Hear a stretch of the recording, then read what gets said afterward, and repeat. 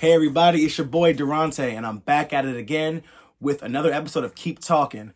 Guys, it's been a long time. It's been almost 2 years since I made a video to give to you guys. We have a lot to talk about, man. The government, this Cat Williams situation going on, the Houthi rebels in the Middle East, and of course, the coming election this year with Donald Trump, Ron DeSantis, Joe Biden, and Nikki Haley. But guys, today, economists are telling the people that the next 14 months, we're going to experience very anemic growth in our economy. A lot of people are saying that we're in a recession, and me personally, I believe it. When you go to the store, and guys, nowadays, ramen noodles used to cost 25 cents, even 10 cents at some small markets. Now you go to Walmart, you go to Food Line, Publix, wherever your local store is, it's increased almost 3 to 4-fold. We're living in a time now where the government is starting to dive deep into our pockets. People, I'm a 29-year-old man, and people that are in my age group always tell me, man, I'm spending 75% of my check on just living costs, just on rent, on water, electric. And guys, 20 years ago, that was not the case. We had enough disposable income on the side that we could go out and treat our family to something nice. We could go out and enjoy the weather. Now, guys, I feel like we're at a point that we cannot come back from. Gas prices. Gas prices are slowly going down, but they're nowhere near where they should be. Guys, gas right now is at $104 a barrel. And every single time that gas goes over $99 a barrel in our country, we experience a surge in gas prices. Currently, right now, on the Federal Reserve, they say we have 110 years of natural gas and oil to support the United States and Canada.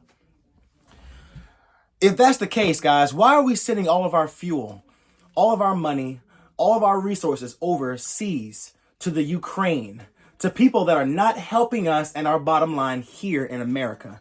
We need to drill here in America. We need to care more about our own people. And that's something the government will not do for us. Unemployment seems to be going up as well. I know over the COVID-19 pandemic that unemployment was at an all-time high. And afterwards, thanks to our very incompetent leaders, we slowly got back into the workplace.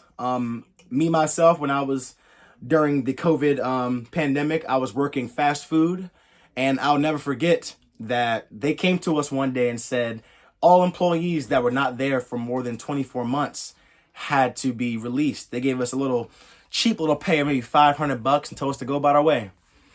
And honestly, that taught me a lot about preparing. Ever since 2021, I have been purchasing a small item every single paycheck, whether it's a gallon of water, a pair of binoculars, a weather radio, a solar shower. Guys, we need these things to stay prepared, because at the end of the day, when the shit hits the fan, when the government is out there banging on your door for your water, for your ammunition, for your resources, it is because you were the prepared one in your community. The foreign minister to China says that Taiwan has never, nor in the future will it ever be a country, and that soon they will reunify the mainland of China with its correct brethren. Fellas, I don't know about you, but this Taiwan situation is starting to get very heated. Over the last few months, you've seen more incursions on Taiwan's airspace. The CCP has routinely ran exercises in the Taiwan Strait, which makes Taiwan scramble their jets, and it brings atrophy to their fighting force. A lot of people don't realize that jets have a half-life. You can't just fly a jet for 2,000 years and keep on repairing it. There are internal parts inside of it that just cannot be repaired. That's why there's no jets really flying from the 50s or 60s. They're still very viable in today's war and in today's military effort, but it's hard to keep those parts up to service. Everything going on right now in the Red Sea is a microcosm of the proxy wars that are starting all over the whole globe.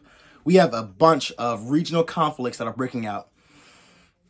The Ukraine and Russia situation, guys, has gotten to a point now where we've almost turned a blind eye to it, with all the news going on, with the election, with things going on in Israel, with Hamas, the Houthi rebels, Yemen. We've almost forgotten that in Ukraine right now, the Ukrainians are being pushed back out of northern Crimea. The Ukrainians have been pushing forward since spring of last year, and it's been a stalemate, guys. The United States aid has slowed down. NATO aid has slowed down in the region. And without more aid, the Ukrainians are going to find themselves in a pretty precarious position. I believe that within the next 2 years, there will be some kind of peace treaty in which they will forfeit some of their land to the Russians. But where does that draw a line? Will they stop there? Will they invade Poland, Latvia, Estonia, any of those Baltic states? It's a slippery slope, guys. And history always repeats itself. In the late 1930s, the West allowed Hitler to take land, through the theory of appeasement. We let them take what they want, and hey, they're happy. But Putin is a dictator. At the end of the day, Putin is a dictator. Whether he's elected or not, he is a dictator by any definition. And I believe that if he takes any part of Ukraine, that he will not give any of it back, and he will only want more. And I believe his ultimate goal is to reestablish the Soviet Union in its former glory. 70% of ships have been on a conducted long-term contract in the Red Sea.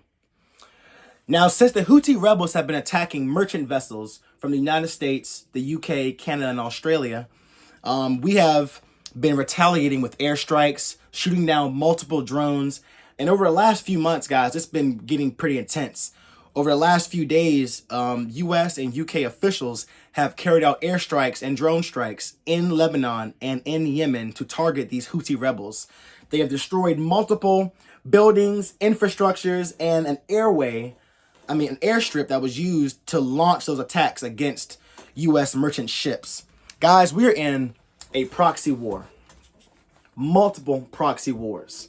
Currently in Africa, we have rebels fighting in Somalia. We have rebels fighting in North Africa. And we are sending our people, United States, UK, NATO assets to go over there and put our print on their way of life. The only reason why we're in those countries, guys, is for their lithium, is for their fuel, for their oil. Lithium was a very vital component in microchips. Those things that are in everything that we use. This phone that I'm recording on, this watch that I have, this TV, your refrigerator, everything requires lithium and very precious minerals. And Africa has plenty of those. The world is engaging in proxy wars, guys, that will soon affect you and your family. We all need to be ready. Whether it is a gallon of water here, whether it's a bag of rice here, whether it's a stack of canned goods, guys, every single time you have disposable income, your money should be going to preparing yourself for a better future. We are living in times now, guys, that are by far the most uncertain we have ever lived in. The other day I went to Walmart. I saw a guy outside. He was a homeless guy. He was asking for money. I was riding with a friend in the car, so I got out and I gave him $5. The man looked at me and he told me that he used to be a cop about 2 counties over, a county called Lancaster here in Eastern Virginia. He lost his job during COVID because he would not get a vaccine. When he lost his job, he lost his wife, he lost custody of their kids, he lost their home, and lost his car. I say that to keep in mind, guys, that we can all be at a very high point in life. We can all be living very comfortably. And one day, something could come in your life can affect you in a way that makes you wish that you were prepared. I bet you that that guy wishes that he had money saved away. I bet you that guy wishes that he had a tent to sleep in. He had water to drink. He had food he had saved up. We live on this high of decadence, and everything around us will always be there. I am a very, very, I'm a very optimistic person. However, I have grown in my life to realize that I'm a realist.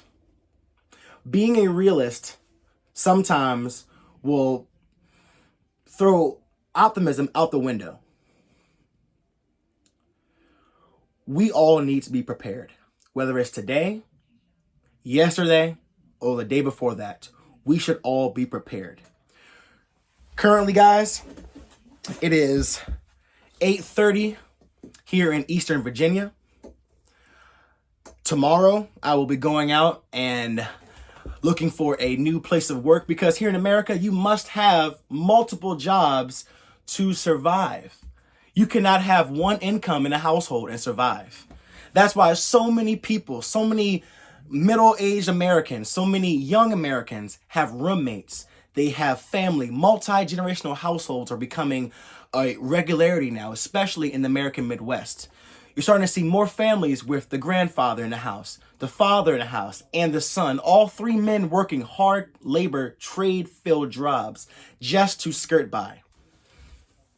The days of, honey, I'm home, putting off your hat on the little rack, and your wife being there to make you dinner, those days are over. And to be honest, I'm glad. Because here's why. We have all, in the last 4 or 5 years, especially with the COVID pandemic, we've learned how to adjust on the fly.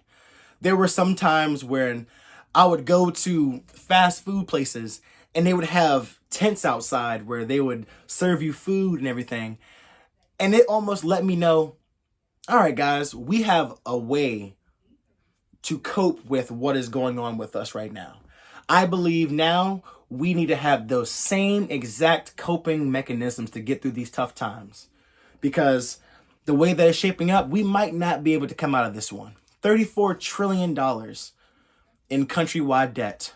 And that's not even including the credit card debt that Americans have. The last time I checked, Americans made up for $2.4 trillion in credit card debt over the last 3 years. We can no longer afford to pay for things out of pocket, so we are paying for things with interest. We're paying for things with credit. That is just a cascading effect that will eventually pull all of us down, because interest rates are going up.